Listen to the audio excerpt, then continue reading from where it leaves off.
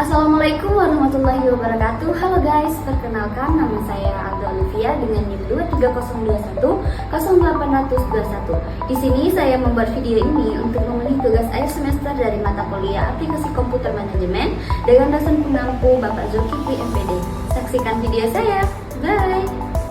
Baiklah, yang pertama kita akan membahas tentang pengertian konflik organisasi. Jadi konflik organisasi adalah kondisi di mana terjadinya perbedaan pandangan, kepentingan atau tujuan antara dua pihak atau lebih dalam suatu organisasi. Konflik bisa muncul antara individu, antara tim, atau bahkan antar divisi. Konflik tidak selalu berarti negatif dalam konteks organisasi yang sehat.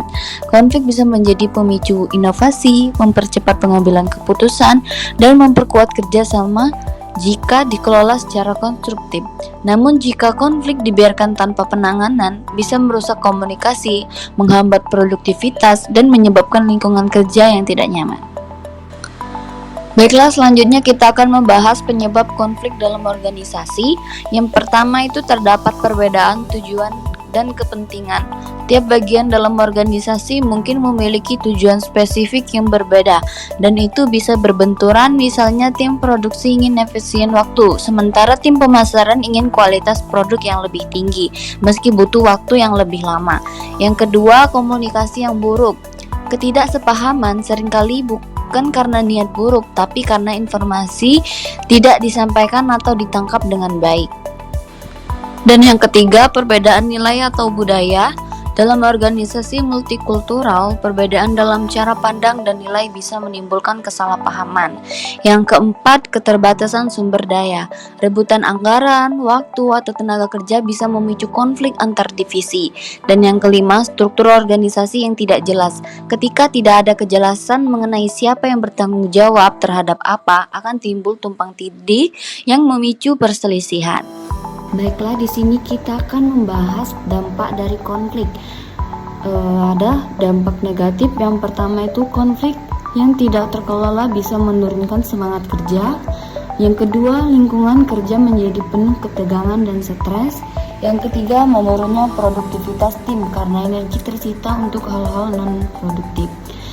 Terus ada dampak positifnya. Yang pertama itu jika dikelola dengan baik, konflik bisa menjadi titik balik untuk memperbaiki sistem kerja. Yang kedua, mendorong ide-ide baru melalui diskusi terbuka. Yang ketiga, menjadi kesempatan untuk memperkuat hubungan kerja melalui saling pengertian. Baiklah, selanjutnya ada beberapa cara mengatasi konflik. Jadi beberapa pendekatan yang efektif dalam mengelola dan menyelesaikan konflik. Yang pertama, komunikasi terbuka dan aktif. Dorong semua pihak untuk menyampaikan pandangan dan mendengarkan dengan empati. Seringkali konflik muncul karena asumsi yang salah. Yang kedua, mediasi oleh pihak ketiga. Ketika dua pihak tidak bisa menyelesaikan sendiri, pemimpin atau HR bisa menjadi fasilitator netral. Yang ketiga, pendekatan win-win. Cari solusi yang menguntungkan kedua pihak, bukan siapa yang menang dan siapa yang kalah. Yang keempat, klarifikasi peran dan tugas. Pastikan semua orang tahu apa tanggung jawabnya dan ruang lingkup kerjanya untuk mencegah tumpang tindih. Pelatihan manajemen konflik. Organisasi sebaiknya memberikan pelatihan kepada manajer dan karyawan tentang bagaimana mengenali dan mengelola konflik sejak dini. Kesimpulannya, jadi konflik dalam organisasi adalah hal yang lumrah. Yang membedakan organisasi yang sehat dan tidak sehat adalah cara mereka menghadapi konflik.